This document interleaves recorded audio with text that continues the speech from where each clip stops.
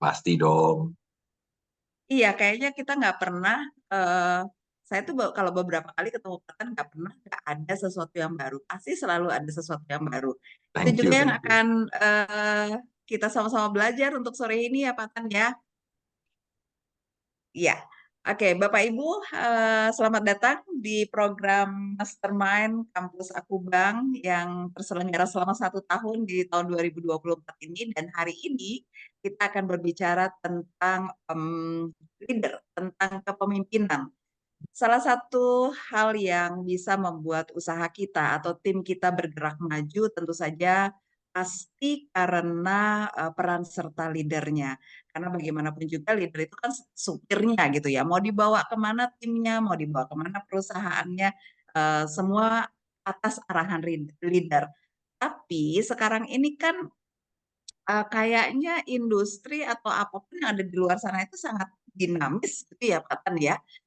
Nggak lagi bisa kayak dulu. Pokoknya kalau menjadi leader tuh harus ABC gitu kayaknya ya mungkin masih bisa berlaku tetapi tidak absolut gitu karena di luar sana itu semuanya bergerak sangat dinamis dan sangat cepat. Jangan-jangan kita jadi leader jadi kalah cepat untuk ngikutin gitu ya. Nah, hari ini Bapak Ibu kita akan belajar banyak tentang kepemimpinan masa depan. Apa sih yang harus kita pikirkan, kita lakukan sebagai seorang leader? Dan aku Bang sudah bekerja sama dengan Business Wisdom Institute untuk menyelenggarakan program webinar ini. Tentu saja pembicara kita yang sangat luar biasa, Bapak Tanadi Santoso, sudah siap untuk berbagi ilmunya sore hari ini. Itu ya Pak Tan ya. Ya, terima Oke, kasih, Pak Tina. Tan, karena kita Ya, kan ngomongnya daging semua nih, saya nggak usah terlalu banyak basa-basi ya, gitu ya.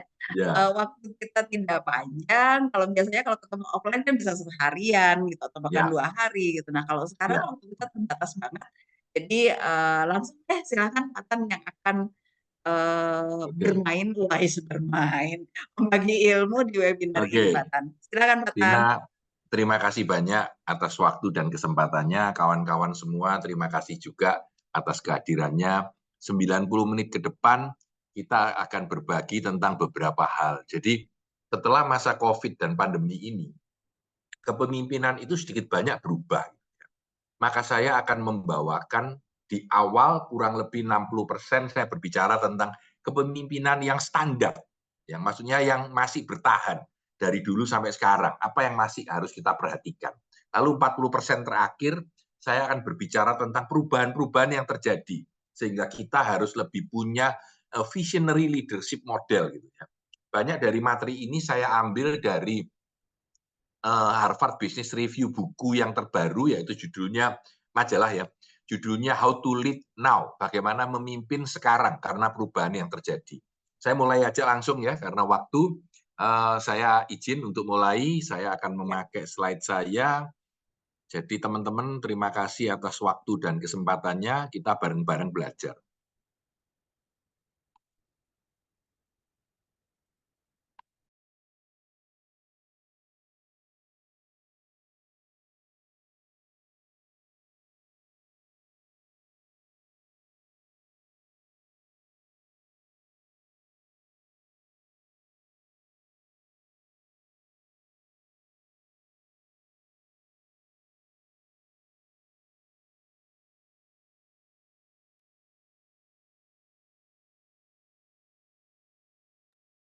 Pak Tan menghilang. Iya Bu, Kayaknya mungkin koneksinya keputus. Bentar koneksinya ya Bu. putus ya. Iya. Oke, baik. Sambil menunggu Pak Tanadi untuk bergabung kembali, Bapak Ibu, mohon kiranya untuk tetap mengisi eh, link absensi yang sudah dibagikan oleh teman-teman tim dari Akubang di kolom chat. Karena nanti segala informasi dan materi akan dikirimkan bila Bapak Ibu sudah mengisi link absensi ya. Jadi semuanya sudah ada di kolom chat, silahkan diisi saja linknya, tinggal diklik aja, diisi-isi, sudah beres gitu ya. Sambil menunggu Pak Tanadi, rupanya koneksinya terputus, jadi kita akan menunggu beliau. Dan sambil menunggu Bapak Ibu, perlu juga saya informasikan bahwa nanti di bulan Agustus, kami dari Akubang akan mengadakan Akubang Conference. Nah, biasanya Akubang Conference itu kita adakan memang bagi pejabat eksekutif untuk bisa bukan memprediksi, merencanakan segala sesuatu hal di tahun berikutnya. Jadi preparation untuk tahun 2025 dan tahun ini kami mengambil tema khusus di HR atau di Human Resources Department. Jadi acaranya sendiri akan kami adakan di bulan Agustus, Bapak Ibu, tanggal 24 dan 25 Agustus 2024 di Bali. Itu ada kegiatan menginap ya. Kalau yang dari luar Bali bisa menginap 2 malam atau 1 malam. Kegiatannya tentu saja ada insight class, ada group discussion, kemudian ada sharing session, ada networking yang bisa kita lakukan dari semua teman-teman di seluruh Indonesia. Sekali lagi untuk tahun ini kami mengambil tema HR Preparation for 2025 Execution. Jadi lebih banyak kita akan berdiskusi tentang perencanaan Human Resources Department di industri kita masing-masing untuk tahun 2025. Tentu saja pembicara yang hadir adalah semuanya pakar-pakar di bidang HR, kemudian ada juga sharing session dari beberapa pimpinan perusahaan atau BPR yang bagus perkembangannya di Indonesia. Nah, Bapak Ibu bisa mendapatkan investasi awal yang cukup menarik. Hanya 5.500.000 sudah sambil menginap di Hotel Bintang 5. Kemudian kita jalan-jalan naik cruise, dinernya di cruise. Kemudian kita jalan-jalan di daerah Kintamani. Kemudian beli oleh-oleh. Tentu saja bisa mendapatkan ilmu atau strategi untuk 2025. Dan itu nanti kita akan adakan kegiatannya di Folk Hotel di Nusa Dua, gitu ya. Jadi pokoknya pasti seru deh. Kalau Terima yang sudah pernah kasih. ikut Akubang Conference pasti seru. Oke, Pak Tanadi sudah Yes, muncul kembali. sudah. Oke, saya minta maaf tadi kayaknya internet seperti biasa. Kalau ada internet gangguan, saya mohon maaf ya. Ya, Oke, teman-teman, oke. kita mulai saja. Saya kembali ke slide saya. Sebentar ya, semoga tidak ada gangguan lagi. Ya, ini sudah jelas gambar saya ya. Bu Vina sudah ya? Oke. Sudah Pak Tan. Oke. Jelas banget. Ini ya, Keren. saya jalan Ya. sedikit agak terganggu tadi di awal. Jadi saya beri judul Redefining Leadership, Visionary Leadership in a Dynamic World. Ya. Nah, introduction sedikit aja buat yang belum pernah ikut seminar saya. Saya Tanadi Santoso, posisi di Surabaya. Terlalu banyak ikut seminar. Saya mengaku golongan darah T atau trainer atau teacher ya. Ini adalah beberapa bisnis education yang saya ikuti. Ini adalah beberapa bisnis yang saya start sejak 86 ya. Jadi sudah startup lebih dari 20 company. Ini adalah IG saya yang sudah 315 buku saya review dan sudah berhenti setengah tahun. Kenapa berhenti? Karena saya segera minggu depan akan mulai dengan podcast. Saya sudah bikin 3, saya sudah rekam 3. Jadi podcastnya namanya Business Wisdom Podcast.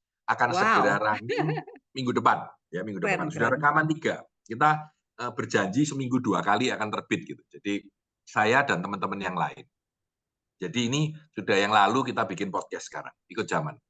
Nah ini S2 kita, kebetulan saya konsultan atau yang ngurus semua ini. Jadi kalau ada yang mau kuliah online, boleh kontak saya. Ya, kira-kira gitu. Jadi S2 ya, S2 online saja. Nah inilah leadership. Saya mulai dengan leadership. Nah kalau kita bicara leadership, ada 5 cara memimpin. Jadi kalau Anda punya anak buah, apakah itu 1 atau 100.000, Anda punya 5 cara untuk memimpin. Saya sharingkan dulu ya. Ini menarik menurut saya. Saya gambar ceritanya adalah seperti kita mau menyuruh anak kita yang biasanya hari Sabtu tidak sekolah karena libur, tiba-tiba disuruh sekolah.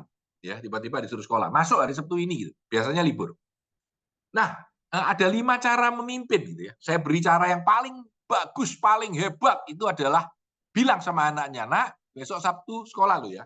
Selesai. Hanya bilang bahwa besok Sabtu sekolah. Oh iya, Pap, kita sekolah, selesai. Nah, Ini yang paling tinggi, yang paling bagus dalam kepemimpinan. Tapi ada yang perlu nomor 4, reasoning. Nah, besok Sabtu sekolah loh ya, Papi tahu kalau ini lagi libur, tapi kan kamu supaya cepat pinter, apalagi ini ada acara, ada tamu dari luar sekolahanmu, gurumu menyuruh aku mengatakan bahwa kamu harus sekolah loh ya, jadi jangan sampai libur tapi sekolah loh ya hari Sabtu. Ya udah, itu yang nomor 4. Jadi punya alasan untuk menyuruh. Nanti kita pikirkan di dalam pekerjaan kita, ya. Dan yang ketiga adalah, turun lagi adalah, nah, nanti hari Sabtu sekolah loh ya, kan biasanya libur. Pulang sekolah, Papi ajak makan es krim, ya, supaya happy. Nah, ini sudah mulai dikasih duit, supaya dia mau es krim atau mau apa kalau mau kerja. Nah, yang kedua ini lebih jelek lagi ya. Nah, harus sekolah. Pap, aku malas, Pap. Tidak. Kalau kamu sampai tidak sekolah, handphonemu nggak boleh dipakai selama seminggu. Wah, diancam ya kan. Jadi sudah mulai nggak boleh mainan game seminggu. Nah, ini sudah main ancam. Ini yang kedua. Dan yang paling jelek tentu anaknya diseret, diangkat, dimasukkan mobil, dibawa ke sekolahan. Ya, dipaksa, mau nggak mau ya. Nah, ini cara pemimpin sesuatu yang lucu, yang sederhana, tapi dalam kehidupan kita, dalam memimpin perusahaan sering seperti ini. Ya. Anda berada di mana? Nah, ini menarik. Kalau Anda powerful, Anda kuat, tujuannya naik kelas ya. Kalau dulunya di nomor 2 selalu mengancam, hari gini nomor 3 dikasih sesuatu, sudah itu nomor 4 ya, sudah kasih alasan aja. Dan kalau bisa tentu tinggal ngomong aja. Besok lembur loh ya. Semua orang akan lembur. Dalam kehidupan kita, ketika kita berpikir tentang cara kita memimpin, menurut saya ini perlu untuk dipahami. Anda sudah di level mana? Dan Anda selalu bisa memperbaiki diri kalau Anda memperbaiki kepemimpinan Anda, mempunyai empati, cara berpikir yang lebih baik, maka cara Anda memimpin akan menjadi lebih baik. Ya. Ini kita mulai dengan hal-hal yang sederhana dulu, lalu kita akan masuk dalam kepemimpinan itu sebenarnya bagaimana sih? Saya berbicara dengan banyak model ya, kepemimpinan bukan ini, tapi saya suka dengan model ini. Yaitu ketika kita memimpin, sebenarnya untuk mencapai performa yang terbaik, ya, itu kita harus memimpin 3 hal, yaitu memimpin diri sendiri, memimpin pekerjaan kita, dan memimpin tim kita. Ya, 3 aja. Yang terakhir adalah continuous improvement. Ya, kita tidak bicara ini, tapi perbaikan yang berkelanjutan. Kalau kita memecah dalam 3 format seperti ini, akan membuat kita menjadi lebih mudah melihatnya, lebih mudah memahaminya, dan menyelesaikannya. Ya, kita akan mulai dari hal yang paling sederhana. Ya, kita mulai dengan self dulu. Yaitu kita harus memimpin diri kita sendiri. Kita harus bagus dalam memanage diri kita sendiri. Ya. Yang pertama adalah 10.000 penolakan. Dalam pekerjaan apapun selalu ada kegagalan. Saya sampai sekarang usia 63 belum pernah lihat orang sukses yang tidak dihalangi kegagalan demi kegagalan demi kegagalan demi kegagalan. Ya. Sehingga saya bilang perlu 10.000 kata tidak untuk kita bisa mencapai kata iya yang kita harapkan. Ya. Nah ini kalau story-nya Pak Tanadi, dulu saya lulus S1 di Taiwan tahun 84. Ya, lalu saya kepingin kuliah S2. Ya. Dan nyoba enggak jadi. Banyak urusan enggak jadi. Anda tahu kapan saya masuk S2? 2002. 18 tahun kemudian. Jadi butuh waktu 18 tahun untuk melawan kata tidak sampai saya bisa kuliah lagi. Nah ini sebetulnya menurut saya sesuatu yang paling umum. Dan saya yakin teman-teman pasti punya cerita masing-masing terhadap kata tidak itu. Ya.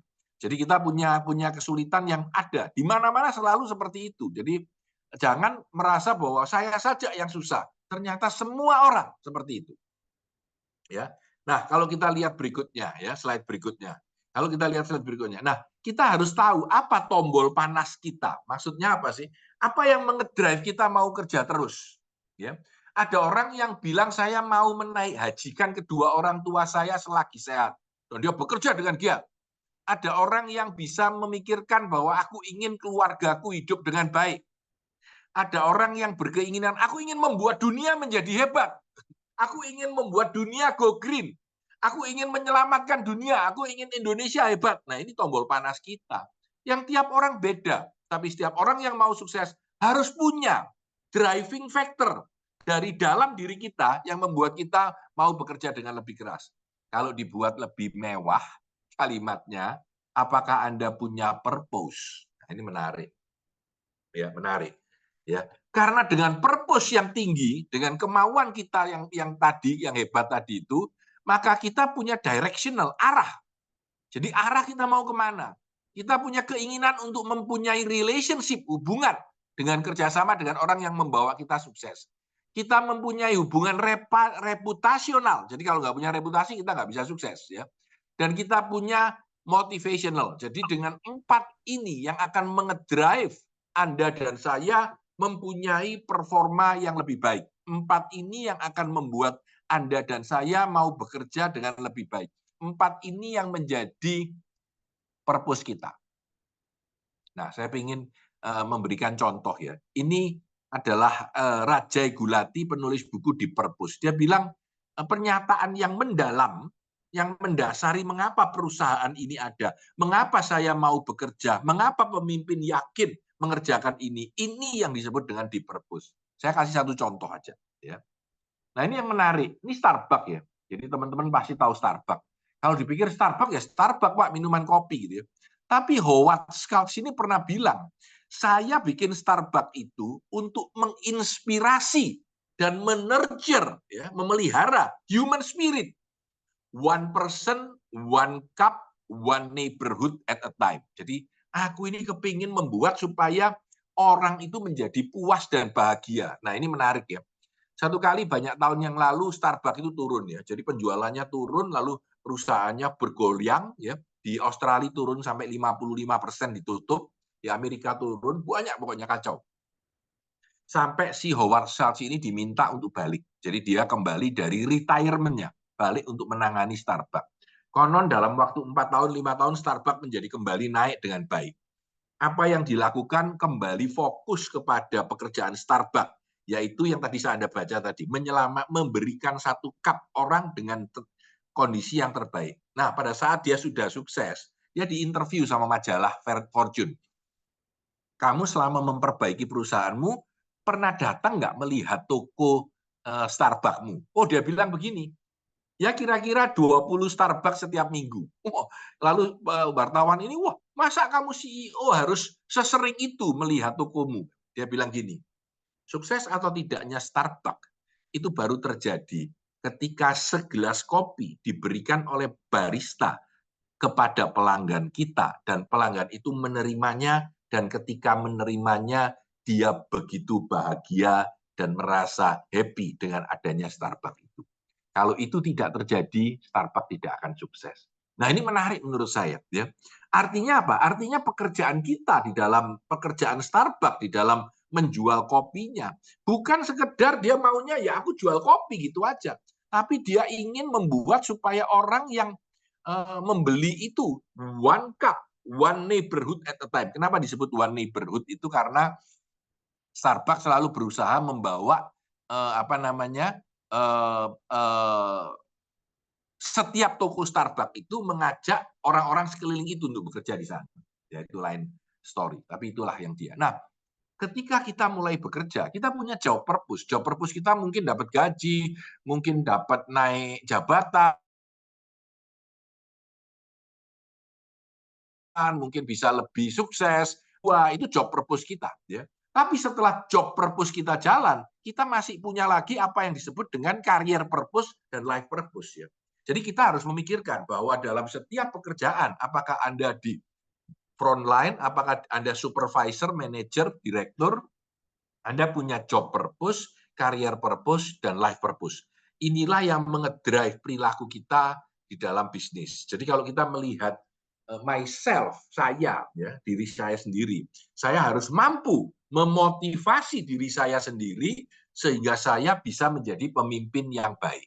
Oke ya, kita lihat dari myself dulu, selesai ya. Sekarang saya masuk the task. The task ini pekerjaan. Kalau kita melihat pekerjaan, ada satu kata yang saya sangat suka, disebut jobs to be done. Maksudnya apa Pak San? Jobs to be done itu, ya. Jobs to be done itu adalah pekerjaan yang harus kita selesaikan. Ya. Di gambar saya yang tadi, ya, kalau Anda lihat di zaman kuno banget, kalau Anda mau mengirim surat atau mau mengirim parcel, katakanlah Anda mau mengirim barang, ya, Anda mau mengirim barang ini, ya, parcel. Ketika Anda mau mengirim barang itu, maka kalau Anda lihat, ya, dalam perjalanan waktu, ya, dulu banget ya, yang saat Pak Tanadi belum lahir, masih kakeknya punya kakek Pak Tanadi, zaman kuno banget ya. Kalau Anda lihat jobs to be done-nya itu adalah mengirim parcel. Ini yang dikerjakan yang pertama. Ya. Zaman kuno banget ya, zamannya Tuhan Yesus, zamannya Nabi Muhammad, zamannya tahun Buddha gitu. Kuno banget, semua pakai kereta kuda. Ya, belum ada. Tapi setelah maju, maka mulai ada kereta api gitu. Setelah kereta api ada kapal. Setelah kapal ada kapal terbang. Dan yang akan datang mungkin drone. Tapi pekerjaannya sama. Pekerjaannya adalah mengirim parcel barang ini, ke tempat lain. Tetapi cara menyajikannya beda. Ini disebut jobs to be done. Pekerjaan yang harus diselesaikan. Nah, konsep ini menarik banget karena diceritakan bahwa setiap task, setiap pekerjaan, kita harus melihat sebetulnya jobs to be done-nya itu apa. Ya. Sekarang lagi rame tentang NPL. Ya. Jadi rame, tapi tadi pagi ada berita baru lagi, whatever. Ya, teman-teman di perbankan lebih tahu dari saya. Tapi jobs to be done saya apa? Ya. Caranya bagaimana is a different story. Ya. Sehingga ketika kita mau melakukan sesuatu, ya, maka kita harus paham sebetulnya jobs to be done-nya itu apa. Dan itu yang harus kita kerjakan. Ya. Jadi dalam mengerjakan task kita, pekerjaan kita apapun, ya, kita harus memikirkan apa yang harus kita selesaikan. Ada dua teknik dalam memanage kita punya hasil ya atau task. Yang pertama adalah memanage kita punya hasil atau memanage kita punya proses. Nah, ini menarik. Ini menarik. Saya cerita yang gampang aja. Ya, perbankan lah. Anda tiba-tiba mencari deposito atau mencari kredit apapun. Ya. Kalau salesnya itu senior, ya udah pokoknya targetmu 10M sebulan ya. Ya dia yang akan nyari. Kita nggak perlu tahu prosesnya apa. Yang penting akhir bulan 10M atau tidak. Kalau kurang dari 10M kita tegur. Kalau di atas 10M kita puji, kita kasih benefit. Kita hanya memanage hasilnya. Ya karena saya banyak mentraining penjual sepeda motor Honda ya. Targetnya sebulan 8. Pokoknya kamu mencapai 8 ya sudah. Aku nggak perlu mikir lagi kamu caranya gimana, karena kamu sudah mampu. Itu memanage hasil. Tapi ada orang yang baru mulai kerja. Dia nggak ngerti caranya, maka kita tidak bisa memanage hasil. Yang kita bisa lakukan adalah memanage prosesnya. Kamu harus mendatangi 10 orang. Ya. Setiap hari mendatangi 5 orang. Dalam mendatangi 5 orang, harus bisa bertemu dengan orang yang mempunyai dana. Dan di sana kamu harus mengatakan ini. Kamu harus membawa brosur ini. Kamu harus cerita ini. Lalu memberi masukan ini, lalu pulang melaporkan kepada atasanmu apa yang harus dilakukan berikutnya. Begitupun sepeda motor. Kamu harus menjual kepada 10 orang dan closing rasiomu 10:1. Kalau kamu nggak ketemu 10 orang, kamu nggak akan jualan 1. Contoh. Jadi kita memanage prosesnya. Dalam bisnis juga begitu. Kita mau memanage hasilnya atau memanage prosesnya. Tadi pagi kebetulan di kantor saya ada sales training ya, yang mengajar kebetulan master sales saya. Dia bilang, kalau kamu tidak terbiasa dengan apa yang kamu lakukan, belum bisa mempengaruhi hasil yang terbaik, kita manage prosesnya. Kamu seminggu harus 2 kali janjian sama orang untuk mendemokan training kami. Ya, seminggu harus 2 orang. Kamu teleponnya mungkin 10 gitu ya. Tapi cari 2 pertemuan, 2 meeting untuk ketemu orang. Di sana kamu harus memberikan presentasi. Yang kita manage apa? Prosesnya. Kita tidak memanage hasilnya. Kenapa tidak memanage hasilnya? Karena orang itu belum mampu. Ketika orang itu belum mampu, belum tahu detail, belum bisa jalan sendiri, apa yang kita kerjakan, kita minta dia untuk kita manage prosesnya, bukan hasilnya. Nah ini. Jadi teman-teman harus sadar bahwa di dalam pekerjaan teman-teman, ketika memanage hasil itu, memang bagus kalau orang itu bisa jalan sendiri. Bisa kita delegasikan, lepas jalan dewek. Tapi banyak juga yang tidak bisa. Kalau tidak bisa gimana Pak San? Kita manage prosesnya. Ya. Kita harus lihat itu. Nah, kita dalam hal ini harus agile. Kata agile itu ada 3 landasan, yaitu fokus, fast, dan fleksibel. Jadi ketika kita bergerak, ketika kita menawarkan sesuatu, kita pergi ke orang, apakah kita cukup fokus dengan pekerjaan banking kita, apakah kita cepat-cepat, dan apakah kita cukup fleksibel. Ya. Nah ini yang saya ingin cerita. Fokus, apa yang difokuskan Pak San? Ya. Saya tahu fokus. Ya. Yang difokuskan itu dari fokus ini adalah people-nya. Apakah orang kita, tim kita cukup fokus, cukup fast, dan apakah proses kita, sekali lagi, proses kita sudah cukup bagus, dan yang ketiga, apakah teknologi kita sudah menyediakan supaya kita lebih agile. Nah, ini menarik. Ya. Ini teori tentang ini, saya izin ya, saya berdiri sebentar. Ya. Teori tentang ini yang kita sebut dengan fokus, fast, dan fleksibel ini di dalam agility sebenarnya mulai lahir ketika adanya pandemi. Jadi kalau kita lihat, apakah kita fokus, apakah kita fast, dan apakah kita fleksibel. Ya. Ini lebih gampang melihatnya gini.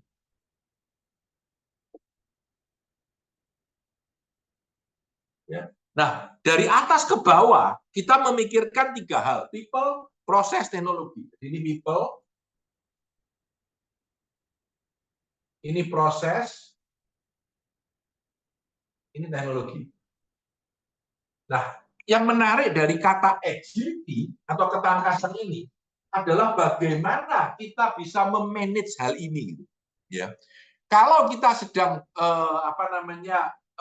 melakukan sebuah transaksi, mau belok, mau jualan, mau segala macam, kita butuh sekali untuk ada 3 elemen ini, fokus, fast, fleksibel. Jadi kita melihat, kita kuatnya di mana? Pak, kuatnya kita di human kita, people kita yang bagus. Ya. Karena people kita sangat fast, ya, dan sangat fleksibel, cuma fokusnya masih kurang, Pak, orang kita. Ya. Proses kita lebih fokus, Pak. Misalkan. Ya. Nah, ya. Yang paling problem sekarang teknologi kita, Pak. Teknologi kita ini masih mati banget, tidak fleksibel. Jadi ini yang paling jelek. Ya. Walaupun teknologi kita sudah fast. Ini contoh ya, Pak. Ya. Dan orang-orang kita cepat fleksibel tapi nggak fokus, Pak. Nggak fokus jualan, nggak fokus segala, ini jelek. Nah, teman-teman sekalian, kita mempunyai matriks ini untuk memahami bagaimana agility kita, bagaimana ketangkasan kita ketika kita bergerak, ya, ketika kita bergerak, menyelesaikan pekerjaan-pekerjaan kita. Ya, ini kira-kira kalau kita gambarkan kira-kira seperti ini, memang tidak saya drive lengkap. Ya, ini kita buat pada saat pandemi lalu, 2021-22 lalu. Ya. Jadi kita bagaimana harus running fast. Ya. Nah, fast ini juga menarik.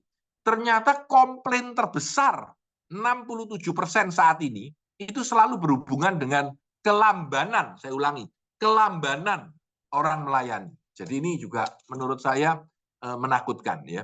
Jadi sekarang itu kalau orang mengirim WA, minta sesuatu atau panggil abang atau apa ya, itu kalau nggak dibalas dalam hitungan 15 menit gitu ngomel. Ya, 1 jam nggak di-reply, wah udah marah-marah. Ya, udah marah-marah. Jadi sekarang ini adalah waktu di mana orang itu gampang marah. Nanti di belakang saya cerita lagi, gampang marah. Dan orang itu tidak sabaran. Ya. Kalau bisa sekarang, gitu. Kalau bisa lagi 5 menit jadi, gitu. Padahal kan tidak mungkin. Nah ini juga membutuhkan kemauan kita secara proses untuk mempercepat semua keputusan kita. Jadi sering sekali ya. Pak, mau ada barang ini. Waduh, enggak. Nanti dulu ya saya cek ya. 1 jam lagi telepon. Pak, sudah saya cek di gudang ada. Oh, maaf saya sudah beli. Dan itu umum sekali sekarang. Hati-hati, ya hati-hati. Karena fast itu jadi problem yang sekarang menjadi landasan dari orang komplain karena kurang cepat. Nah, selain itu fleksibel. Ya, fleksibel ini juga menjadi isu yang perlu kita lakukan ya. Saya kasih gambaran fleksibel deh. Teman-teman kalau tahu Starbucks itu 65% dari orang yang pesen tidak standar. Maksudnya gini, saya pesen karamel macchiato, tapi tolong ya susunya pakai susu yang sehat. Atau saya mau coffee latte, tapi nggak mau pakai gula sama sekali ya. Ini contohnya. Jadi nggak ada yang saya mau cafe latte, nggak gitu toh. Atau saya mau cappuccino, nggak begitu. Saya mau cappuccino, tapi tolong ya Pak, foamnya sedikit aja, misalkan. Jadi selalu ada customization-nya. Sehingga kalau kita tidak fleksibel, kita repot. Dalam layanan apapun, ini indikatornya pekerjaan itu harus fleksibel. Nah, teman-teman, ini yang ketiga, tim. Nah, saya punya, ini karena materinya menarik banget ya. Jadi saya akan sharing sebuah cerita sebelum saya mulai ya. Nah, kebetulan saya baru mentraining tentang teamwork, ini cukup banyak. Gitu ya. Jadi saya mencari ulang materi-materi yang masuk dan bagus. Gitu. Nah, saya dapatkan 2 buku, Pak. Ya, ini namanya The Five Dysfunction of a Team. Kalau Anda Google buku tentang teamwork, Anda keluar buku ini, salah satu yang paling top di dunia. Dan yang kedua adalah ini, The Ideal Team Player. Ya, saya akan merangkumnya dalam 20 menit ke depan. Kira-kira pelajaran tim yang paling canggih di dunia ini apa sebenarnya saat ini ya. Nah, saya akan mengajak teman-teman untuk main sebuah asesmen yang kita baru bikin. Nah, sebentar ya. Ini adalah ini ya, ini asesmennya. Sebentar, saya kasih komen dulu. Sebentar. Asesmen ini tidak banyak, cuma waktunya kira-kira 5 menit aja cukup ya. Cuma pilihan itu kan ada 1 2 3 4 ya. Saya mau Anda memilihnya bukan satu yang terbaik saja, tapi pilihlah yang menurut Anda baik gitu. Jadi bisa 1, bisa 2, bisa 3 ya. Kalau saya nggak salah gitu deh. Saya lupa. Pokoknya Anda pilih ya dari kayaknya begitu ya. Lalu Anda pilih tapi jangan semuanya memberi nilai yang sama. Ini ya begitu. Karena kita ingin Anda mempunyai nilai yang beda dari satu konsep dan konsep lain. Oh ya. Jadi artinya gini, pilihannya kan 5 ya. Paling jelek, paling bagus.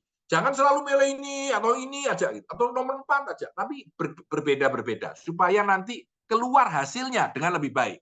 Ya. Nanti kalau sudah keluar hasilnya, di capture dulu, baru saya jelaskan. Silakan. 5 menit.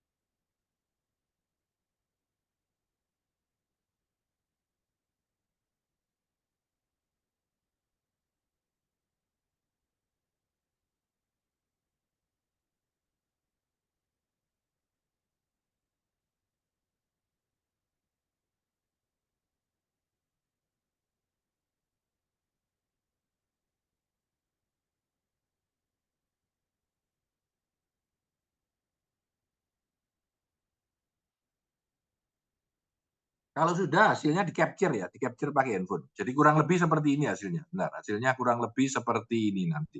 Nah, seperti ini hasilnya. Ya. Kurang lebih seperti ini. Di capture aja nanti.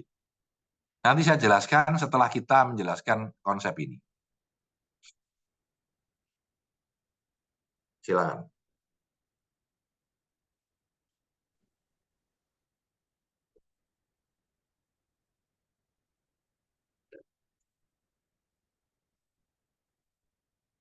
Soft copy-nya materi hari ini bisa diminta di panitia ya. Dan Anda boleh pakai ini kalau mau 5D function of a team ini untuk melakukan assessment terhadap tim Anda.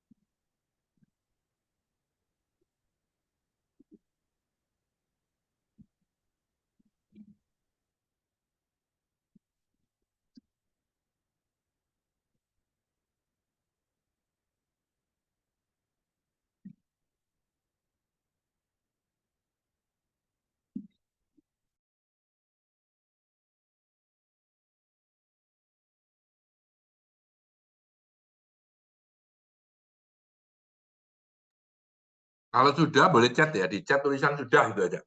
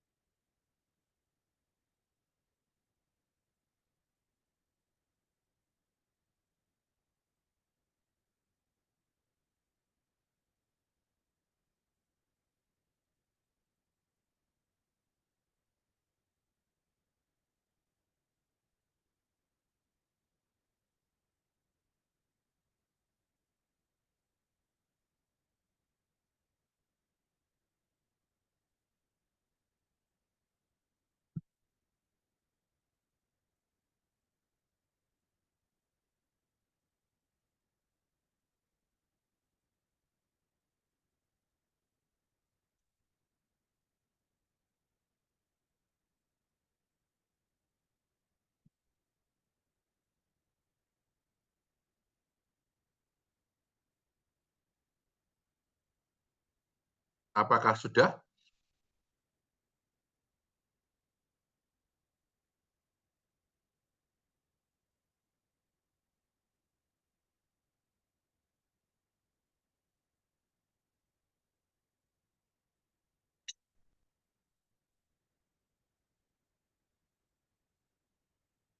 Oke, ada yang sudah WA sudah. Saya tunggu sebentar lagi, 1 menit lagi.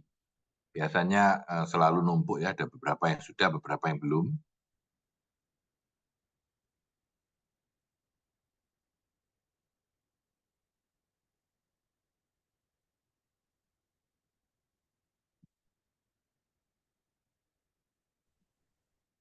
Satu menit lagi kita start.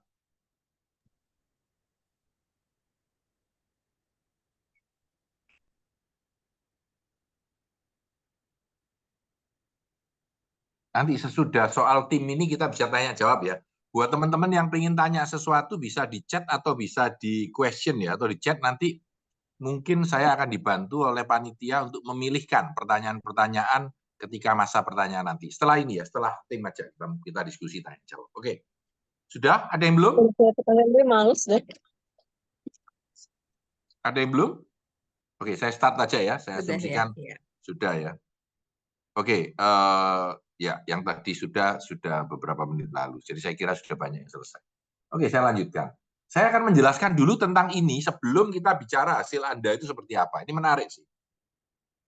Ya, kembali, kita mau bicara tentang tim. Nah, saya akan mulai begini. Ada buku yang namanya Five Dysfunction of a Team.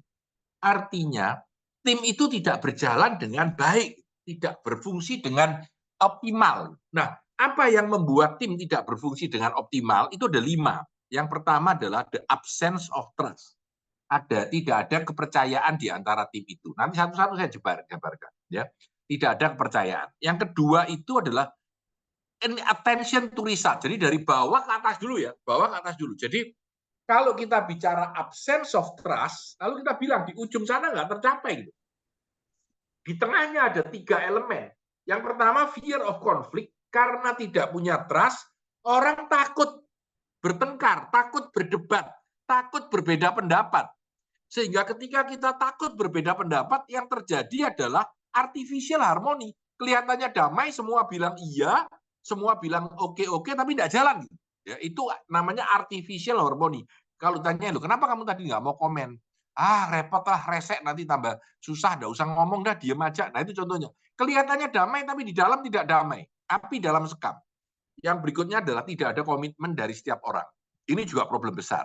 Kalau tidak ada komitmen, tidak punya accountability. Kita tidak tahu siapa yang tanggung jawab terhadap pekerjaan ini. Ya kalau salah bareng-bareng lah Pak, bukan salah seseorang. Nah ini menarik menurut saya. Kalau ini semua bisa diselesaikan, maka kita menjadi very functional team model. Ya, oke ya. Saya mulai dengan satu hal, yaitu absence of trust. Jadi ketika kita tidak ada trust, ini susah gitu. Ketika kita tidak ada trust, itu susah ya trust ini. Ya, tidak ada trust ya. Lalu kalau kita mau memperbaiki trust, sekarang gini, tidak ada trust itu apa sih? Saya sharing sedikit cerita tentang trust.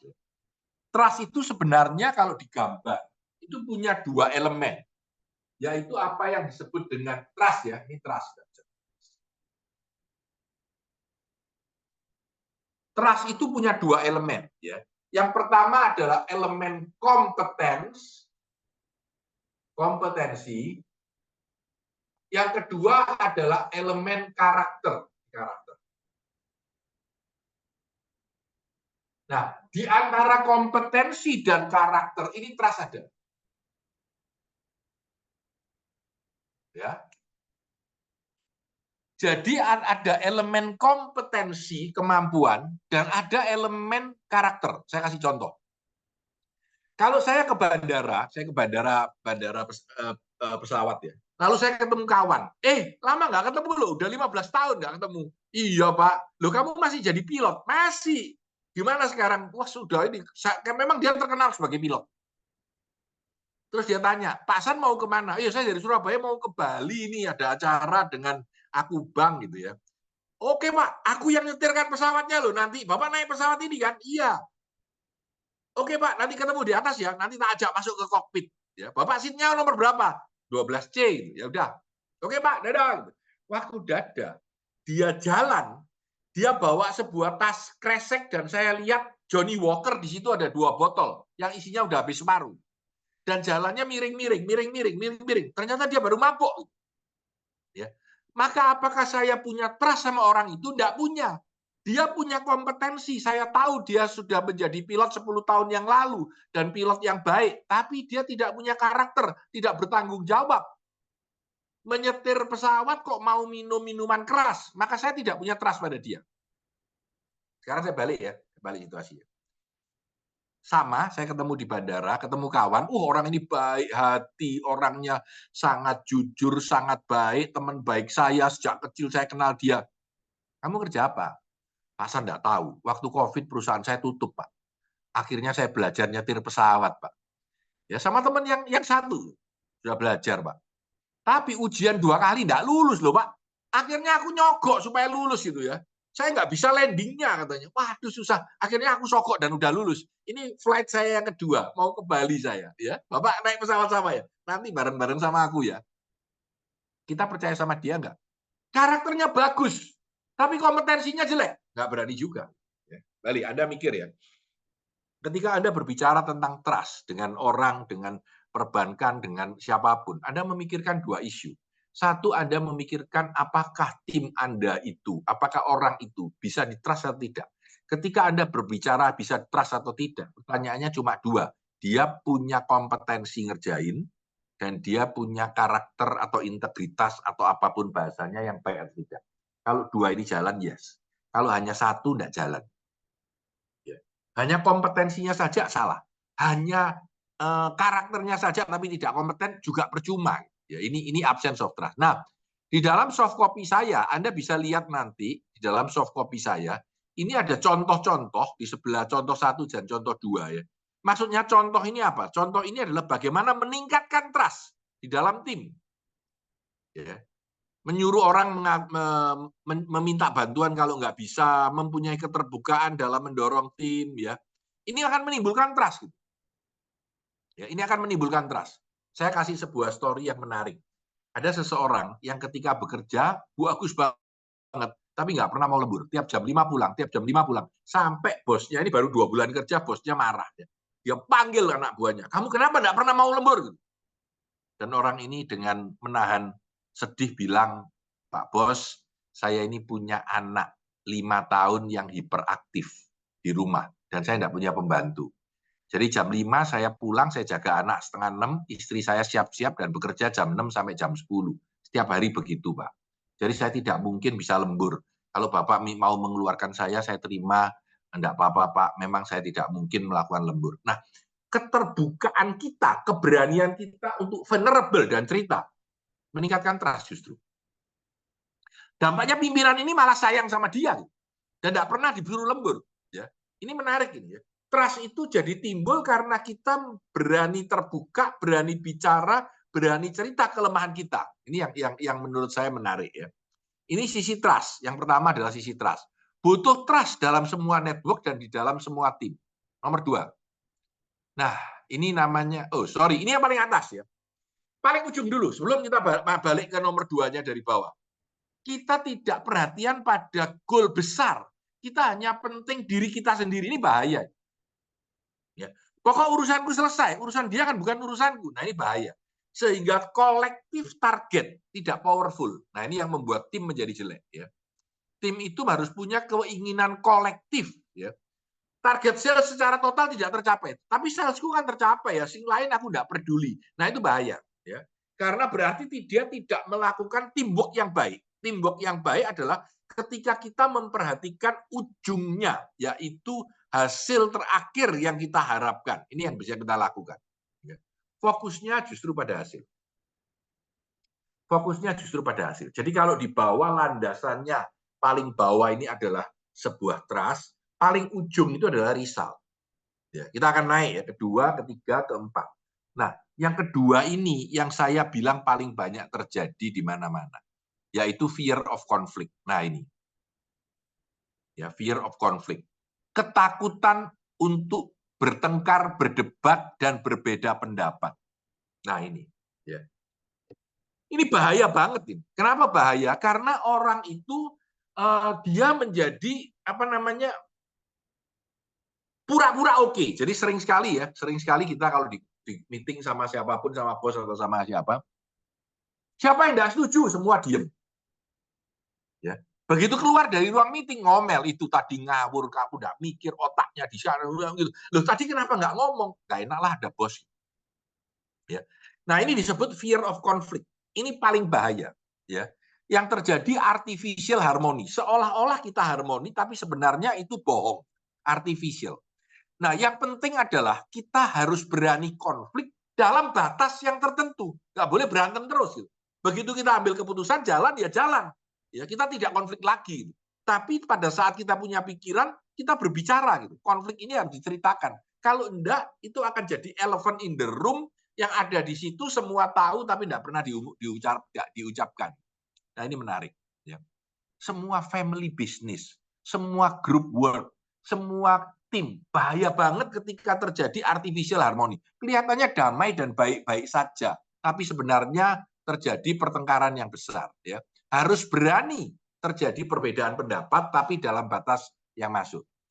Yang kemudian adalah lack of commitment. Lack of commitment ini tidak pernah saya komit, Pak. Kalau salah, saya yang dipecat. Kalau salah saya yang dikeluarkan, saya yang berani gitu ya. Ketika komitmen ada, baru terjadi tim yang baik. Dan kalau komitmen ada, terjadi accountability, yaitu siapa tanggung jawab siapa, ini ada. Saya cerita satu. Saya punya seorang sales, namanya Leonardo, banyak tahun yang lalu. Dia jualan komputer. Saat itu saya jualan komputer. Ini kira-kira cerita 20 tahun lalu. 15 tahun lalu lah. Nah, Leo ini menarik karena waktu itu target penjualan kita 150 juta per bulan. Jadi per bulan 150 juta. Ya. Jadi target 3 bulan itu adalah 450 juta. Ya. Ini penjualan sudah 3 bulan itu 150 juta kali 3 berarti 450 juta. Nah, Leo kerja, dia mencapai target tidak, mencapai target tidak. Kira-kira gitulah ya, bolak-balik tidak mencapai target. Tapi bolak-balik juga mencapai target. Tiba-tiba dia datang ke tempat saya, Pak Tanadi. Pak, sudah 6 bulan kerja ya. Boleh nggak saya hutang uang 700 juta? 70 juta. Saya ini heran, 70 juta buat apa, Leo? Beli mobil bekas, Pak. Hah? Ya Pak, saya ini kan di Surabaya Pak. Saya ini merasa target market kita komputer-komputer mahal ini paling cocok di Gresik. Gresik banyak industri. Ya, saya lihat tim kita nggak ada yang mau ke Gresik. Tapi saya nggak tahan kalau naik sepeda motor, badan saya nggak kuat Pak. Saya mau pakai mobil.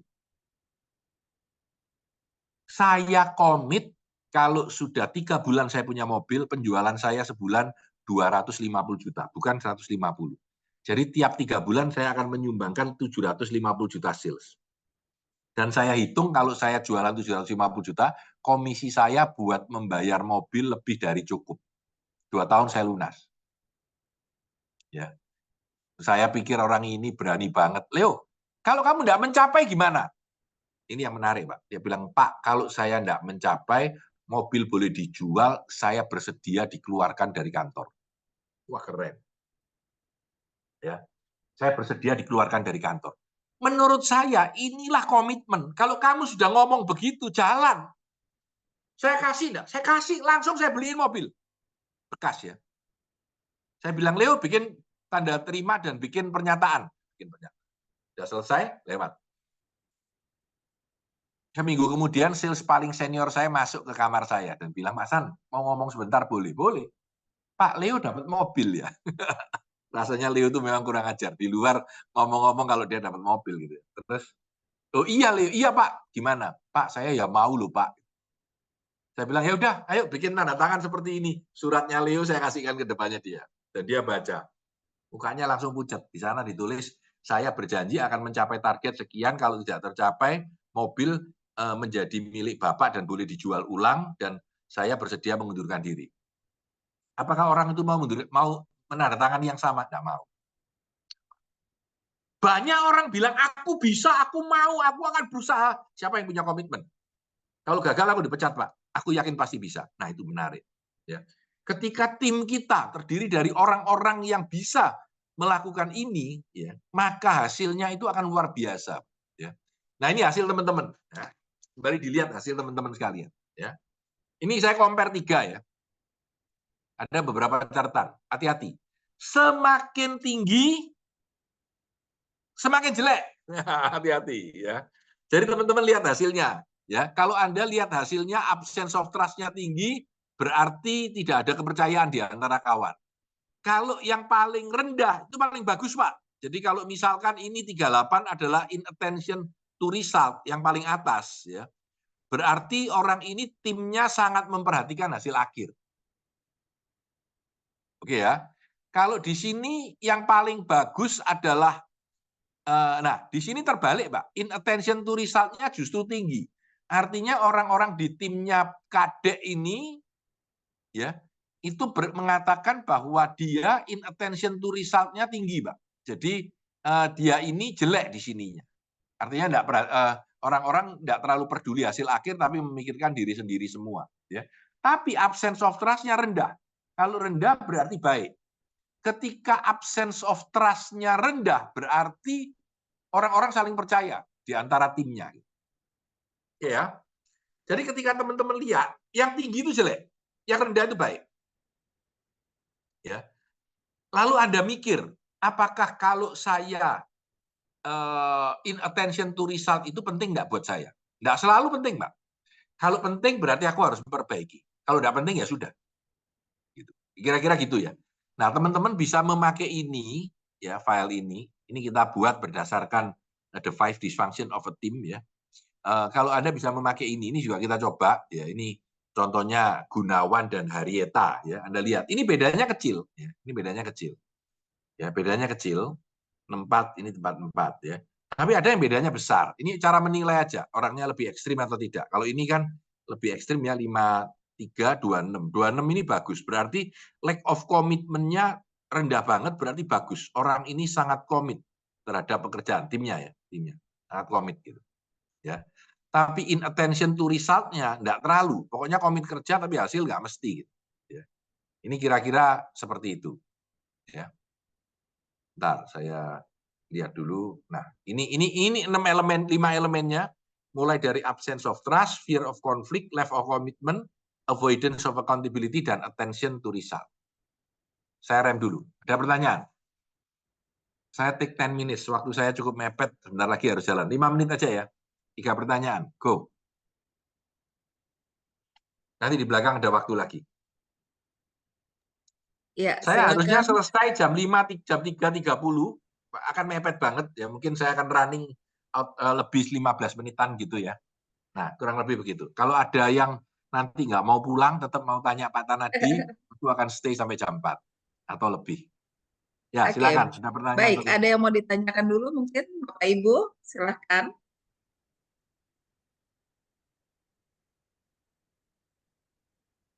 Belum sepertinya nih Pak Tan. Oke, saya langsung aja karena juga Lanjut ya. masih saya mengejar Oke. waktu juga. Nah, tim yang pertama bicara tentang ini. Yang kedua, nah ini menarik, Pak. Bicara tentang ideal team player. Nah, ini juga menurut saya kecil, sederhana, tapi kuat banget. Ya, ini kuat banget. Dan saya berharap sederhana ini bisa membawa teman-teman untuk mikirin, anak buahku gimana, timku gimana. Ternyata tim yang baik itu, ya, menurut Patrick Lencioni, adalah tim yang punya 3 karakter ini, yaitu humble, nanti saya jelaskan satu-satu ya, yaitu humble, ya humble itu rendah hati Pak, ya rendah hati. Maksudnya apa nanti kita jelaskan, ya. Yang smart dalam hubungan dengan orang nanti saya jelaskan juga, dan hungry Pak. Ya. Nah, menurut saya yang sering kurang hungry Pak. Ya. Jadi intinya sales itu nyaman dan tidak merasa lapar. Ya.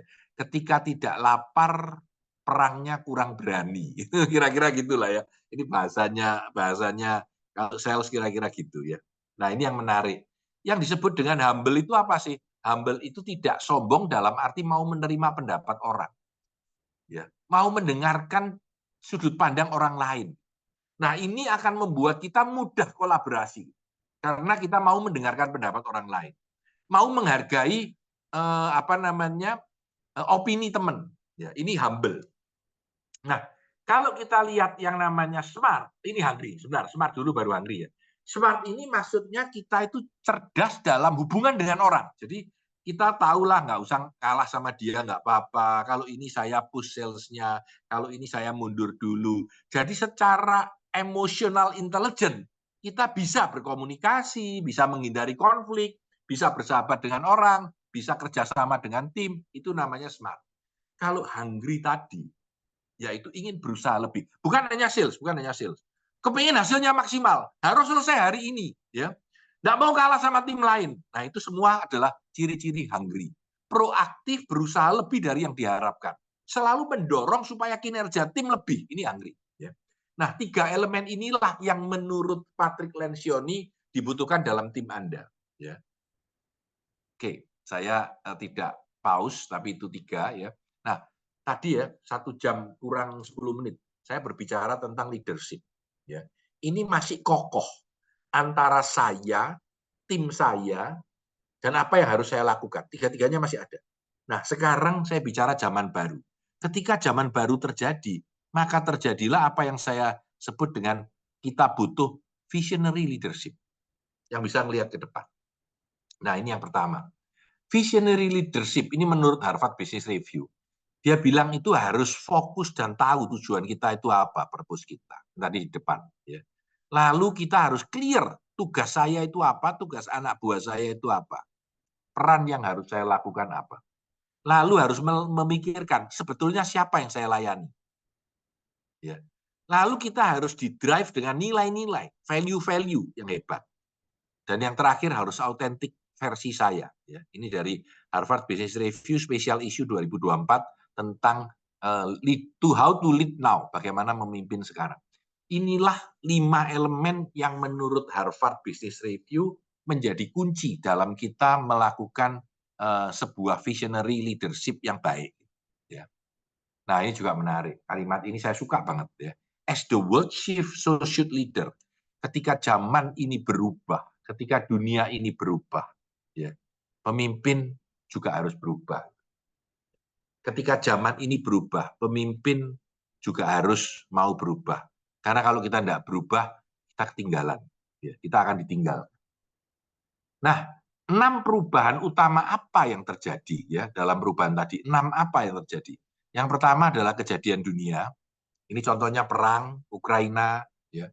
Lalu Israel dengan Hamas, ya. Lalu Cina bertengkar dengan Amerika. Ini adalah global event.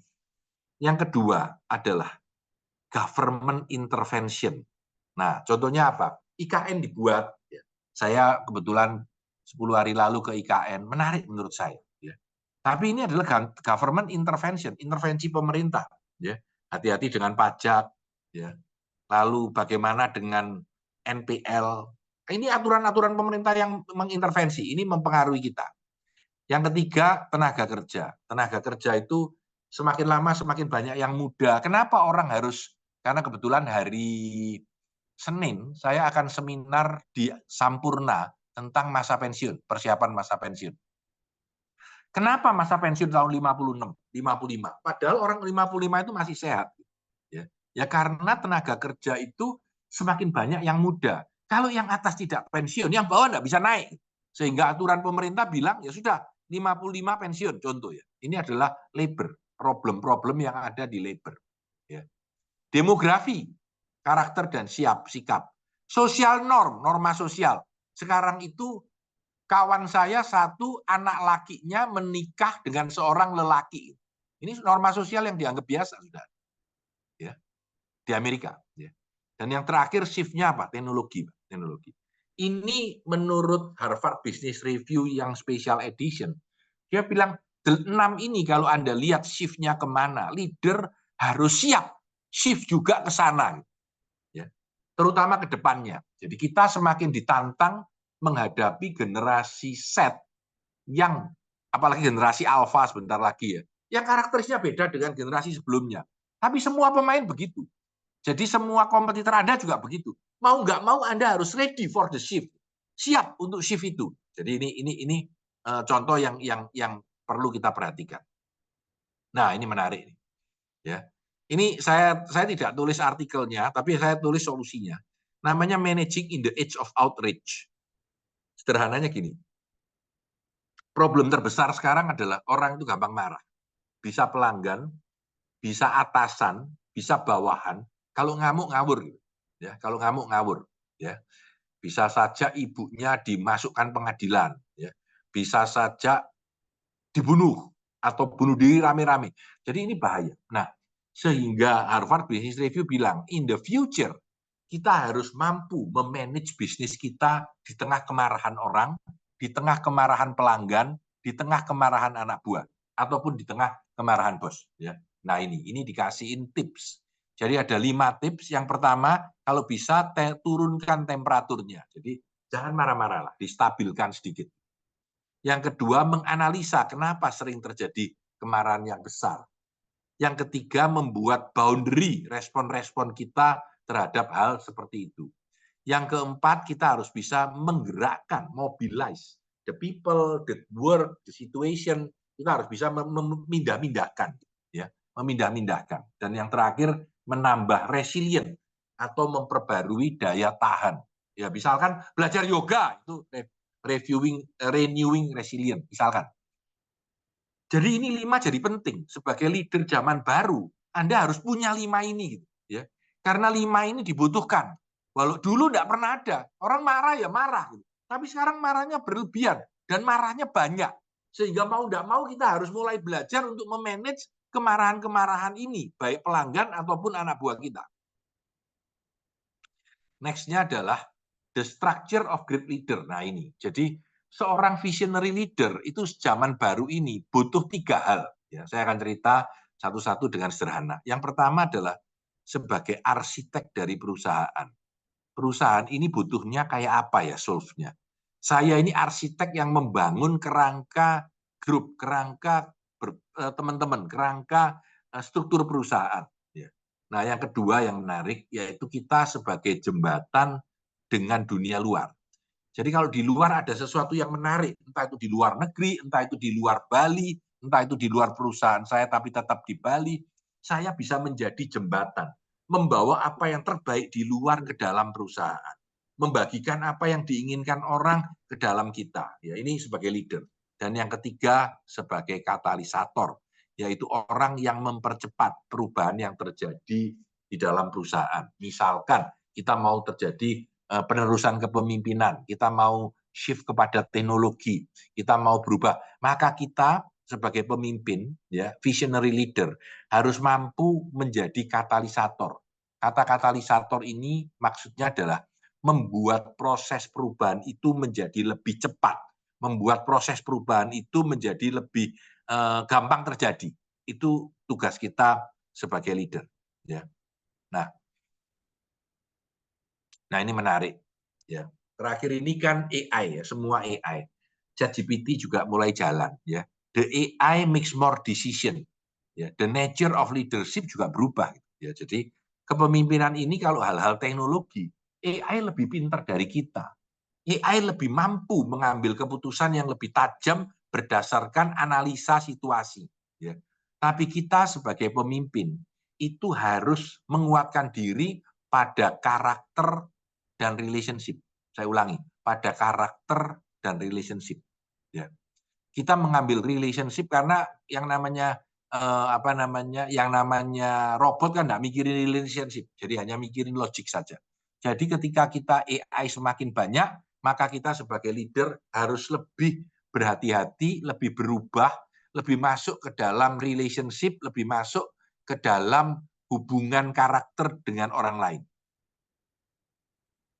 Nah, ini karakter menjadi penting, yaitu ada 4 karakter yang diharapkan.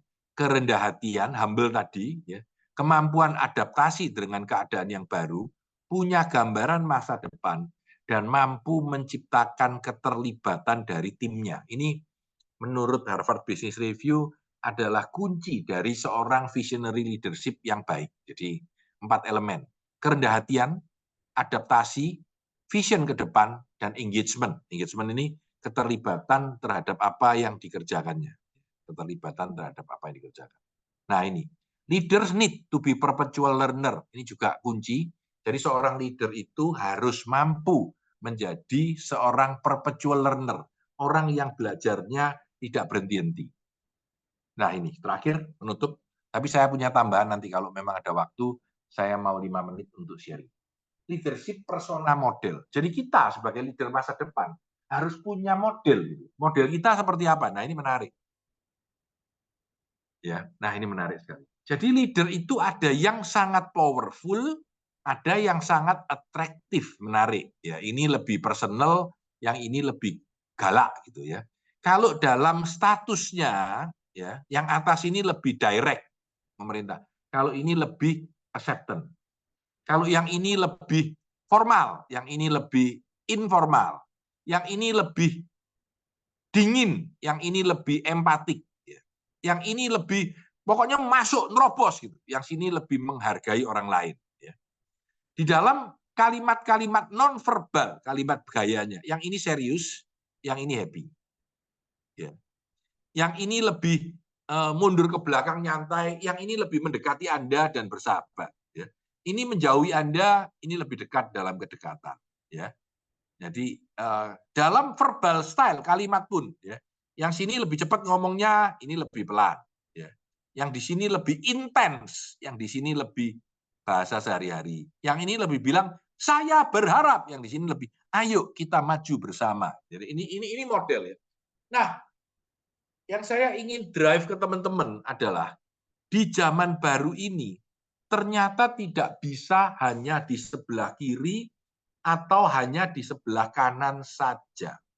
Setiap leader harus punya pemahaman bahwa dia kadang-kadang harus di kiri dan kadang-kadang harus di kanan. Saya ulangi. Kadang-kadang harus di kiri terhadap sesuatu, kadang-kadang harus di kanan juga. Tergantung situasi dan kebutuhan. Itu jadi penting. Ya. Nah, nah ini. Kalau dalam kepemimpinan Anda dikatakan, oh kamu itu tidak cukup senior lah, berarti kamu terlalu atraktif, kamu kurang tegas. Kalau kamu dibilang sama orang-orang muda itu menakutkan, berarti kamu terlalu powerful. Sebaiknya kamu lebih banyak mendengarkan orang. Kalau dibilang, oh kamu enggak punya kekuatan lah, enggak punya daya, enggak punya gravitas gitu ya. Maka kamu kurang berbaju formal kayak Pak Tanadi sekarang ya. Oh, timmu takut sama kamu gitu. Berarti kamu terlalu powerful. Lebih banyak bertanya daripada menjawab. Kamu membosankan, berarti kamu kurang intens, kurang keras dalam memimpin. Ini feedback Anda sehingga Anda perlu menjadi ambivalence, dua-duanya ya. Karena di zaman baru ini tergantung situasinya, Anda harus bisa menyelaraskan diri terhadap situasinya. Nah ini terakhir, sesudah ini tanya jawab, nanti saya punya 5 menit penutup. Teman-teman sekalian, ketika kita menjadi seorang leader, terutama kita menjadi visionary leader, maka kita harus tahu purpose kita apa. Kita lihat brand Tanadi itu seperti apa, bagaimana kita membentuk narasi yang baik sebagai pemimpin yang baik, kita hidup di dalam brand story kita, mengkomunikasikannya, dan mengadjust diri kita dalam bersosialisasi dengan orang lain. Karena pada zaman yang sangat berbeda ini, ya materi akan dibagikan. Soft copy mungkin bisa diupload dari panitia ataupun dari Yeni juga boleh. Jadi materi akan dibagikan. Jadi kita mempunyai ini ketika kita mau meng-create brand persona kita. Ya. Bentar. Nah, ini 5 menit terakhir nanti. Tambahan. Kira-kira begitu, teman-teman. Kalau ada yang mau tanya, boleh pakai suara langsung. Maaf, 1 jam lebih ngomong sendiri. Daging Mbak Vina, semua. silakan. Baik, silakan Bapak Ibu yang mau Kalau ada ditanya. yang angkat tangan, monggo langsung bicara. Kalau ada yang mau chat juga boleh. Menanyakan materi. Ya. Ya, materi dibagikan ada. Silakan. Oke. Silakan Bapak Ibu, mungkin ada yang ingin ditanyakan.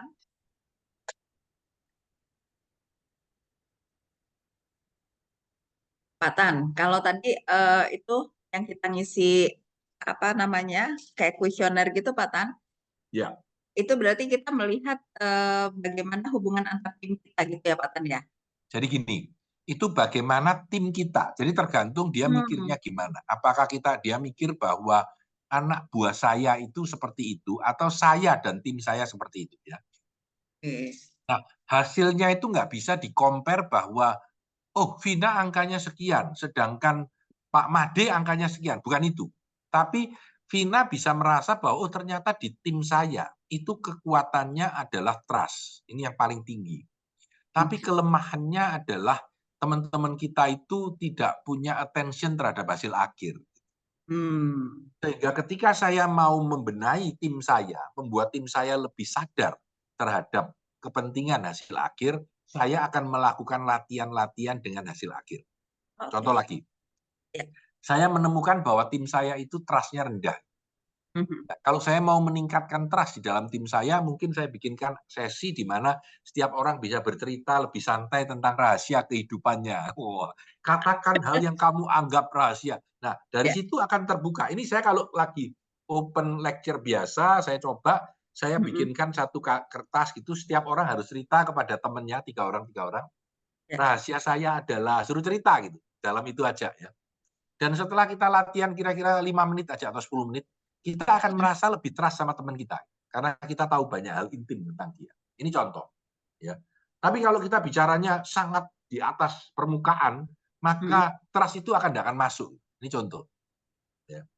Jadi tiap teknik, contohnya lagi, kalau fear of conflict kita tinggi, jadi orang itu takut konflik, mungkin kita memaksa anak buah kita, setiap kita mempunyai ide, mengatakan, oh yo teman-teman semua, tolong diberikan satu kritik buat ide saya. Sehingga mau nggak mau Vina akan mengeluarkan kritik. Dengan begitu akan menjadi semakin banyak hubungan kita berani berkonflik. Ya, Oke, Ayu jadi silakan. ya, Ada silakan pertanyaan. Ibu Ayu Made Purnamawati, BPR Gianyar Kartasedana. Nah, Terima ibunya kasih dua. Bu. Ini yang tampil ini bapaknya Bu. Oh, oke.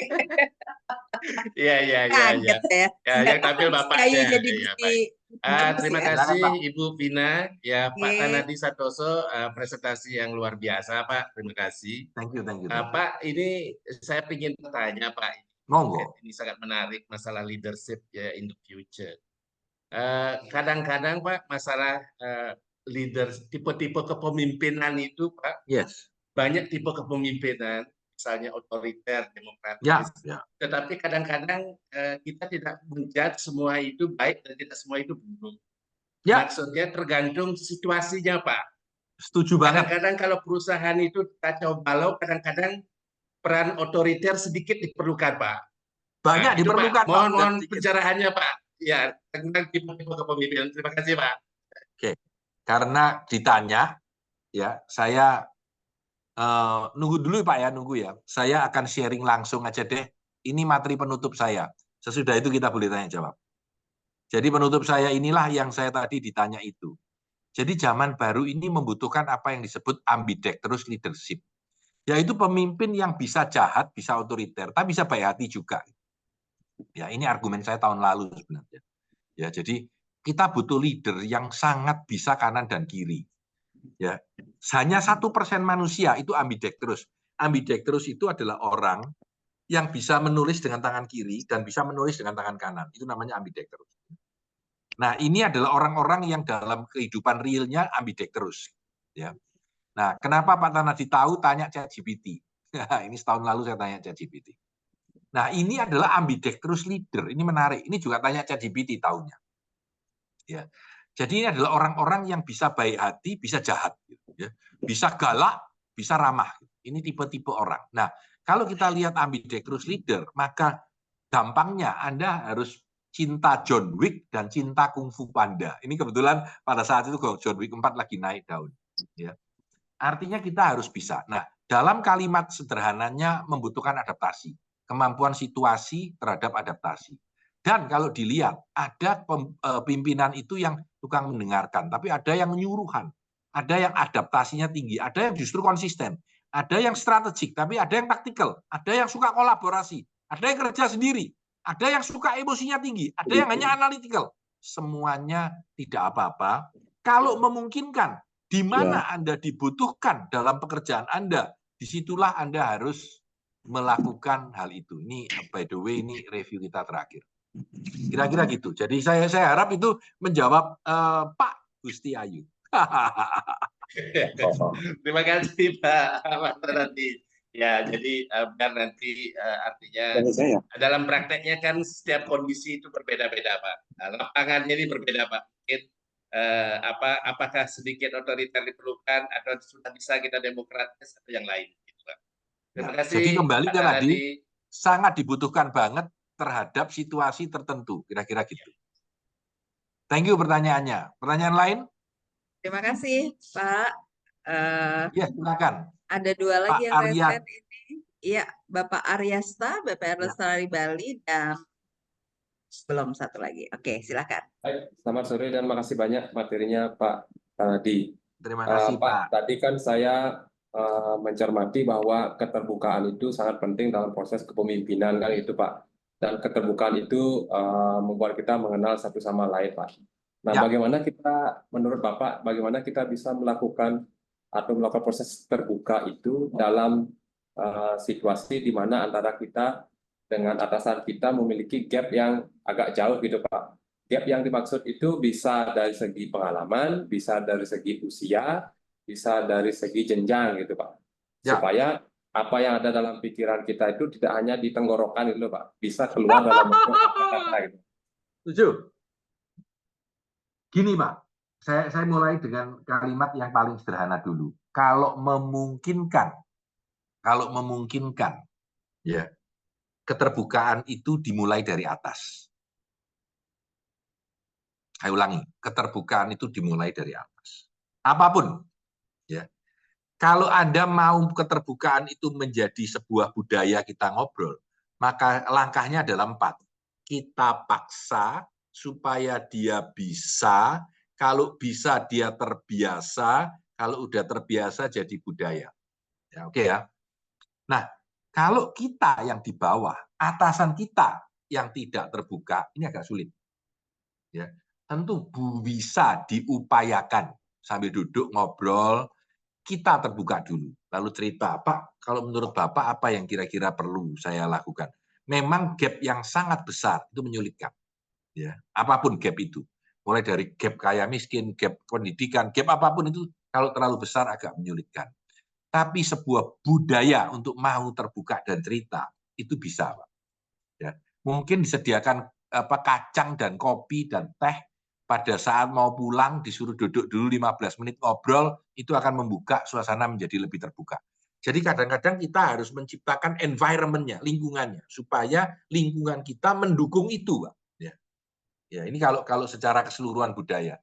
Tapi kalau Bapak sebagai atasan, Bapak bisa maksa bawaan Anda untuk terbuka. Tinggal dipanggil, jak ngobrol beberapa orang, Bapak cerita dulu diri Bapak, Anda akan dapat banyak.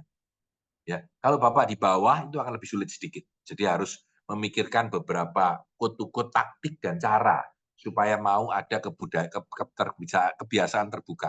Kalau itu jadi budaya, lama-lama orang cerita, Pak. Begitu datang dia cerita. Ya contoh, kita dulu punya budaya dulu di kantor kita bahwa kalau sudah datang Anda mulai kerja tiap bulan ada orang baru, mereka harus cerita. Mereka harus cerita saya ini siapa, keadaan saya apa, dan tidak boleh sekedar saya lulusan mana, tapi bapak saya dulu begini, kesulitan keluarga kami apa. Jadi cerita yang agak dalam. Nah, ternyata bercerita yang agak dalam itu justru menimbulkan kedekatan yang lebih baik di antara tim. Kira-kira gitu, Pak. Mungkin tidak bisa menjawab benar, tapi kita coba.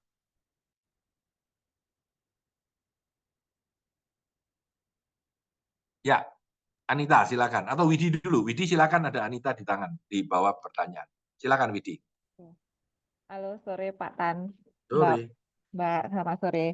Pak, saya mau tanya terkait dengan ideal team player. Jadi kan di situ ada tiga. Jadi kan kita kalau idealnya kan memang seperti itu. Nah, anggap tidak ada satu dari, saya punya beberapa tim. Ada satu yang nggak ada hungry-nya, atau satu nggak ada humble-nya, atau satu yang nggak ada smart-nya. Itu bisa digali atau apa itu karena tumbuh karena pekerjaan, atau itu tumbuh karena terbiasa, atau seperti apa?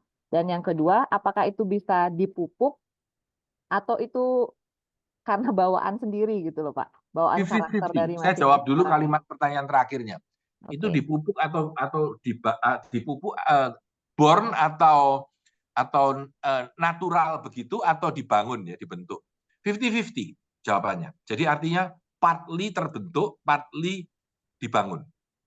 Nah, ini kalau lihat skema ini menarik ya, karena kalau Anda punya humble dan punya hungry, tapi tidak punya smart ya, tidak bisa hubungan dengan orang, maka bisa terjadi accidental mismaker. Jadi tiba-tiba bisa kacau karena berantem dengan orang. Gitu. Karena dia lapar dan rendah hati, nyerbu terus, tapi tidak punya smartness terhadap hubungan. Kita lihat beberapa.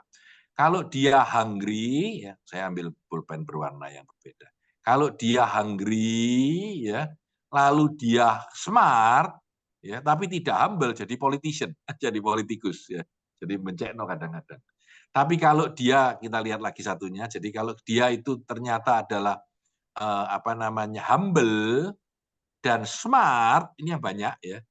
Ini lovable, orangnya menarik, tapi slacker, nggak menghasilkan prestasi, tapi ya menarik, seneng dijak guyon ya, karena dia nggak lapar. Nah, ini contoh. Jadi sederhananya adalah ya kita harus punya tiga-tiganya. Nah, Kalau misalkan tidak punya gimana? Kalau kita tahu tidak punya apa, lebih enak. Jadi kita bisa mengedrive dia, memaksa dia terhadap salah satu lininya. Kalau dia kurang hungry, ya kita tekan. Targetnya diantem, di remind terus-terusan, contoh. Kalau dia dalam bahasa smartnya yang kurang, jadi suka kurang hati-hati, ya dilatih. Tentu bisa. Tapi memang ada bagian dari itu yang merupakan, menurut saya, merupakan kelahiran, sudah seperti itu. Menurut saya gitu. Mix duanya. Ini teman-teman yang lain saya running aja ya. Jadi kalau teman-teman mau tanya silakan. Widi kalau mau diteruskan boleh. Buat yang lain kalau tidak keberatan bisa mereview ya. Sambil nanti bertanya terus nggak apa-apa. Silakan. Ini yang mau mereview silakan sambil yang lain bisa bertanya. Jadi kita jalan paralel. Ada pertanyaan dari Anissa. Baik, silakan kalau masih ada pertanyaan. Ada pertanyaan dari Anissa ya. Bagaimana langkah-langkah membangun kepemimpinan yang sesuai dengan perusahaan inginkan? Nah, ini menarik. Ini pertanyaan yang menurut saya juga unik. Intinya adalah Anda harus tahu dulu perusahaan ingin apa, sehingga Anda harus menyelaraskan diri terhadap keinginan perusahaan. Jadi tidak bisa saya gayanya gini, kalau bisa perusahaan ikut saya, tidak bisa gitu. Kecuali Anda pemilik, ya, dan perusahaan Anda belum besar. Tapi kalau perusahaan Anda sudah besar, sudah solid, Anda jadi pemimpin baru di situ, Anda yang harus menyesuaikan diri. Nah, seperti apa yang diharapkan dari saya? Nah, ini banyak cara untuk melihatnya. Bisa, yang paling gampang tanya atasan Anda. Anda mengharapkan saya seperti apa? Itu paling gampang. Ya. Yang lain tentu banyak sekali cara-cara lain untuk bisa menghasilkan. Oh ini by the way, soft copy-nya sudah ada di chat, bisa di-download kalau mau di-download sama teman-teman. Oke. Jadi kira-kira gitu. Anda yang harus paham perusahaan itu maunya apa, soul-nya di mana, terus dia punya value apa, dan kita menyelaraskan diri terhadap soul dari perusahaan itu. Gaya dari perusahaan itu. Kira-kira gitu.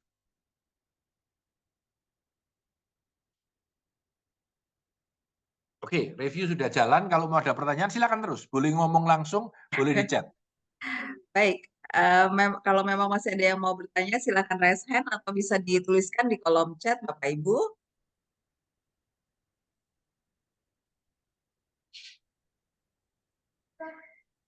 Atau sudah cukup?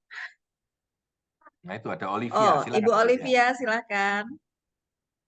Oke, selamat sore Pak Tanardi. Selamat sore Mbak Vina. Olivia. Iya, ketemu lagi nih Pak. Ya. Pak, tadi kan saya mendengar banyak penjelasannya Bapak tentang ada 2 tipe leaders, yang satu atraktif ya, ada yang powerful kayak gitu ya Pak ya. Jadi kan apa itu ada hubungannya dengan yang being the ambidextrous leader gitu Pak ya. Jadi sebenarnya leader itu harus bisa memposisikan dirinya kapan dia atraktif, kapan dia powerful, kan kayak begitu. Nah, kalau berkaitan dengan itu Pak, menurut Bapak, pandangan Bapak, saya pernah baca soalnya katanya sebagai seorang leader itu jangan sebaiknya tidak berteman terlalu dekat gitu loh Pak, karena itu akan bisa mengganggu role-nya sebagai leader. Mungkin menurut pandangan Bapak seperti apa? Kalau saya ngelihatnya apa kaitannya dengan yang tadi itu Pak ya? Kadang-kadang selama kita masih bisa menjaga untuk menjadi ambidextrous tadi mungkin oke, tapi mungkin ada sebagian orang yang akhirnya nanti dari sisi power-nya sebagai leader, akhirnya saya nggak tahu pandangannya Pak Tanardi seperti apa. Kalau menurut statement yang saya baca itu seperti itu. Cuman kan ada beberapa opini ya Pak ya gitu. Jadi saya ingin tahu pandangannya Bapak seperti apa. Jadi gini. Terima kasih Pak. Ya, terima kasih Olivia. Jadi menurut saya apakah kita tidak boleh terlalu dekat? Nah, kata terlalu itu yang harus hati-hati. Jadi kalau kedekatan dalam batas tertentu masih oke, ini menurut saya. Kalau sudah betul-betul kenemenen itu tidak boleh. Ini kalau pandangan saya dulu ya. Tapi sebenarnya itu tergantung dari gaya orang. Ya, saya pernah kenal banyak leader yang kalau ngobrol sama satpamnya duduk ngerokok, guyonan di tempat satpam gitu ya. Padahal itu bos CEO. Tapi saya pernah tahu orang yang kalau datang ke kantor itu begitu keluar dari mobil, satpamnya harus siap, ngambilkan kopernya, bukakan pintunya, menurut gitu ya. Ada yang begitu. Ada leader yang ke kantor naik sepeda motor gitu, kadang-kadang digonceng sama anak buahnya, aku ikut ya Pak. Ada yang sangat menjauh. Nah, tipe-tipe leader itu Anda bayangkan Steve Jobs nggak bisa sama dengan Mother Teresa. Ini ngawur ya, agak dua nama yang agak bertolak belakang ya.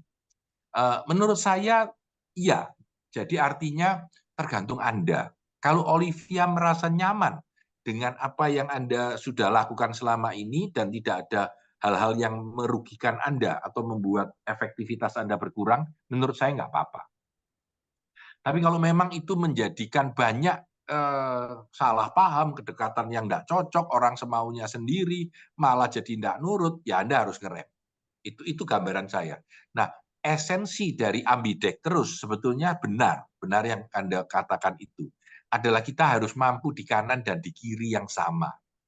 Ya, jadi kalau kita bicara visionary leadership ini menurut saya nih lebih halus gitu nulisnya, ya kamu harus bisa menyesuaikan diri dengan ini. Tapi kalau mau gampang menurut saya ya kamu harus bisa kanan bisa kiri, tergantung kamu dibutuhkan di mana pada saat itu. Itu gambaran saya. Apalagi di zaman yang sangat VUCA ini, peraturan berubah, segala berubah, ya, situasi berubah. Kalau kita memakai cara kita yang standar terus, kadang-kadang nggak jalan, Ya. Sehingga kita perlu memakai cara yang bukan kita untuk menyelesaikan sebuah persoalan supaya kita bisa lebih ambidextrous. Itu sih Olivia pandangan saya. Oke, terima kasih banyak Pak Tanadi. Terima kasih kembali Olivia. Baik, terima kasih Ibu Olivia. Rasanya sudah cukup ya. Bapak Ibu ada lagi yang mau bertanya? Oke. Sepertinya sudah tidak. Mungkin closing statement sebelum kita foto bersama. Ya. Saya itu merasa ya, zaman sekarang ini terutama setelah pandemi, to be honest ya, saya merasa dunia kita itu berubah. Saya nggak tahu teman-teman punya feeling seperti apa. Ya, teman-teman boleh komen di chat kalau mau, saya bisa juga bikin baca. Saya merasa berubahnya banyak sekali, cukup drastis gitu terhadap apapun yang ada di sekeliling kita. Dulu yang work sekarang nggak work. Dulu yang menurut kita sudah oke sekarang nggak oke. Ya. Dulu saya mikir setelah pandemi orang semua akan biasa Zoom. Sekarang ternyata tidak terlalu biasa Zoom. Zoom seminar itu hanya 20% dari semua seminar. Bisa kurang. Ya. Walaupun masih jalan. Tapi kuliah S2 online itu jadi umum. Jadi saya ingin cerita gini. Dunianya jadi berubah. Ya. Ketika dunianya berubah, kita harus ikut berubah. Ya. Saya sebulan lalu memutuskan bikin podcast. Karena menurut saya sekarang orang nggak nonton TV tapi nonton podcast. Dan itu kesempatan. Ya. Dan ya sudah, saya harus jalan. Ya, ini contoh aja. Ya. Kadang-kadang kita mau tidak mau harus ikut zaman. Ya. Dan kita harus berupaya besar-besaran untuk eksistensi kita masih layak dalam dunia yang baru ini. Ya. Karena zamannya berubah. Hati-hati. Karena dengan adanya ChatGPT, ada segala macam, ini dunia ini bergeser dengan sangat cepat. Gitu. Sangat cepat. Ya. Berita-beritanya mengerikan, jumlah orang dikurangi segala macam ya. Nah, saya merasa kita sangat amat butuh untuk bisa adaptasi dan melihat lebih jangka panjang, yang visionary leadership tadi, dengan melihat sebuah keadaan. Ya. Saya yakin 10 tahun lagi dunianya akan sangat lain dengan sekarang. Ya. Saya bahkan kemarin ditanyain sama teman, Pak San, anakku enaknya kuliah apa ya? Dia mau masuk ke S1, mesti milih kuliah tahun depan. Saya nggak bisa jawab. Ya, saya nggak bisa jawab. Dokter tuh mungkin nggak perlu lagi kan dimasukkan ke dalam AI keluar hasilnya. Ya. Jadi banyak sekali yang sudah berubah nantinya. Ya. Menurut saya cobalah mengajarkan orang punya karakter yang lebih baik, punya kemampuan relationship yang lebih baik, ya, punya kemampuan berpikir cerdas yang baik. Sudah, perkara ilmunya masuk jurusan mana aja enggak apa-apa. Itu jawaban saya terakhir. Ya. Jadi karena kebetulan 2 anak saya di Berkeley, yang satu masuk Harvard, ya, lalu kerja di kantor staf presiden. Jadi saya punya pengalaman banyak melihat anak gitu, dan banyak teman yang tanya saya. Jujur kemarin saya bingung gitu, ya. Dunia kita akan berubah terus. Ya. Anda harus siap, mau atau tidak mau, harus siap. Ya. Karena zaman kita berubah. Lalu kalau ada perubahan jangan komplain. Jadi ya ini sudah berubah, ayo. Anda tinggal mau ikut apa enggak mau ikut. Gitu. Ya. Kira-kira begitu. Semoga tidak terlalu panjang penutup kata saya. Tapi saya berharap sukses buat semua teman-teman ya di Akubang dan teman-teman semua. Sebuah kehormatan buat saya, Tanadi Santoso, sudah bersama dengan teman-teman sepanjang 1,5 jam ini. Kalau mau akses saya di IG paling gampang Tanadi_Santoso, atau kita ketemu minggu depan di podcast kita. Oke, baik Pak Tan, sudah nggak sabar nunggu podcastnya nih. Thank you Vina. Ya, Thank you, terima kasih teman-teman. banyak Pak Tanadi. Ya, terima kasih atas baik, waktu dan ya, kebersamaannya. terima kasih juga untuk ilmunya Pak Tan. Baik, teman-teman, Sama-sama. sebelum kita akhiri seperti biasa kita foto bersama dulu sebagai kenang-kenangan. Kita pernah melakukan webinar di Aku Bank Mastermind. Oke, ada 6 slide, silakan dibuka fotonya masing-masing.